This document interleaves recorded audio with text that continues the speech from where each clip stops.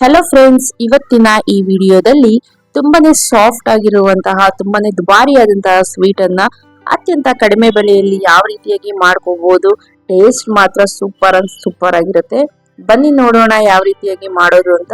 ಚಿಕ್ಕವರಿಂದ ದೊಡ್ಡವರವರೆಗೂ ಎಲ್ಲರೂ ತುಂಬಾನೇ ಇಷ್ಟಪಟ್ಟು ತಿಂತಾರೆ. ಮೊದಲಿಗೆ ಇಲ್ಲಿ ಒಂದು ಮಿಕ್ಸಿ ಜಾರಲ್ಲಿ ಒಂದು ಅರ್ಧ ಕಪ್ ಅಷ್ಟು ಸಕ್ಕರೆಯನ್ನ ಹಾಕೊಳ್ಳಿ. ನಂತರ ಇದಕ್ಕೆ ಒಂದು 2 ರಿಂದ 3 ಏಲಕ್ಕಿಯನ್ನ ಹಾಕೊಳ್ಳಿ. ನಾನು ಇಲ್ಲಿ ಪೌಡರ್ ಅನ್ನ ಯೂಸ್ ಮಾಡಿದ್ದೀನಿ. ಈಗ ಇದನ್ನ ನುಣ್ಣಗೆ ಗ್ರೈಂಡ್ ಮಾಡ್ಕೊಳ್ಳಿ. ಈಗ ನಾವು ಗ್ರೈಂಡ್ ಮಾಡ್ಕೊಂಡಿರುವಂತಹ ಪೌಡರ್ ಅನ್ನ ಒಂದು ಬೇಸನ್ ಅಲ್ಲಿ ಹಾಕೊಳ್ಳೋಣ.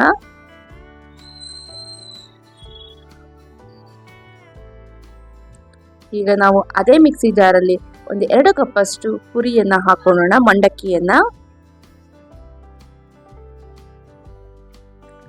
ನಂತರ ಇದಕ್ಕೆ ನಾನು ಒಂದು 10 ರಿಂದ 12 ಗೋಡಂಬಿಯನ್ನ ಹಾಕೊತಾ ಇದ್ದೀನಿ.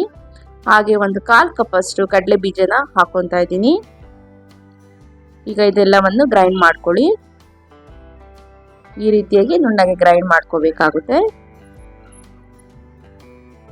ನಂತರ ಈಗಾಗಲೇ ನಾವು ಶುಗರ್ ಪೌಡರ್ ಮಾಡ್ಕೊಂಡಿದ್ವಲ್ಲ, ಅದಕ್ಕೆ ಈಗಾಗಲೇ ನಾನು ಕಾಯಿಸಿಟ್ಕೊಂಡಿರುವಂತ ಹಾಲನ್ನ ಸ್ವಲ್ಪನೇ ಹಾಕೊಂಡು ಮಿಕ್ಸ್ ಮಾಡ್ಕೋಬೇಕಾಗುತ್ತೆ.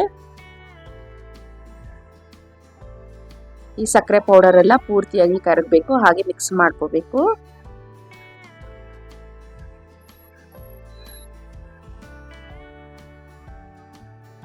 ನಂತರ ಇದೇ ಬೇಸನ್ಗೆ ನಾವು ಈಗಾಗಲೇ ಪುರಿ ಪೌಡರ್ ಅನ್ನ ಮಾಡ್ಕೊಂಡಿದ್ವಲ್ಲ, ಅದನ್ನ ಜರಡಿ ಇಟ್ಕೋಬೇಕಾಗುತ್ತೆ.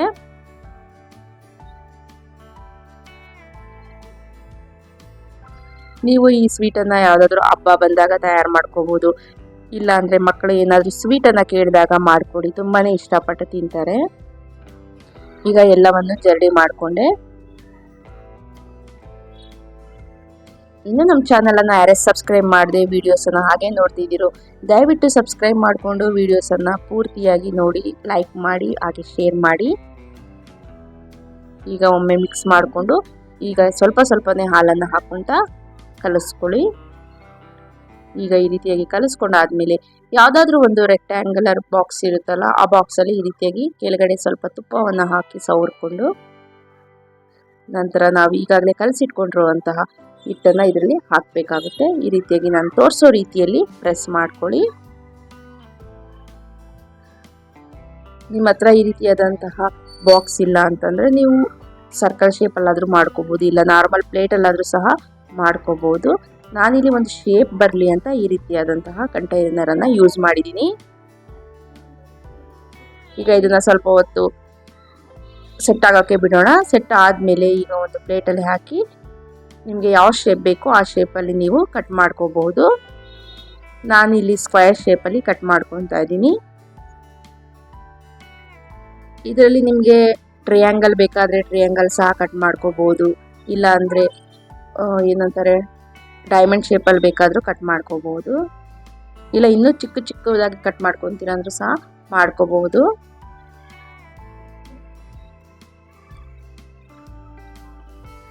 ನೋಡಿ ಎಷ್ಟು ಚೆನ್ನಾಗಿ ಬಂದಿದೆ ಅಂತ ಸ್ವೀಟ್.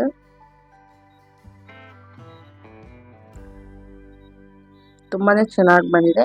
ಈಗ ಇದ್ರ ಮೇಲೆ ನಾನು ಒಂದೊಂದೇ ಗೋಡಂಬಿಯನ್ನ ಇಡ್ತಾ ಇದ್ದೀನಿ. ನೀವು ಇದು ಆಪ್ಷನಲ್ಲು, ಇದ್ರ ಮೇಲೆ ನೀವು ಗೋಡಂಬಿಯನ್ನ ಇಟ್ಟು ಸಹ ಸರ್ವ್ ಮಾಡಬಹುದು, ಇಲ್ಲಾಂದ್ರೆ ನೀವು ಹಾಗೆ ಸಹ ಸರ್ವ್ ಮಾಡಬಹುದು. ಈ ರೀತಿಯಾಗಿ ಗೋಡಂಬಿಯನ್ನ ಇಡೋದ್ರಿಂದ ಸ್ವಲ್ಪ ಚೆನ್ನಾಗಿ ಕಾಣುತ್ತೆ ಸ್ವೀಟ್ ಅಂತ. ಸೊ ಈ ರೀತಿಯಾಗಿ ನಾನು ಗೋಡಂಬಿಯನ್ನ ಇಡ್ತಾ ಇದ್ದೀನಿ. ಈ ವಿಡಿಯೋ ಇಷ್ಟ ಆಗಿದೆ ಅಂತ ಅನ್ಕೊಂತೀನಿ. ಇಷ್ಟ ಆಗಿದ್ರೆ ನೀವು ಸಹ ಟ್ರೈ ಮಾಡಿ. Thank you.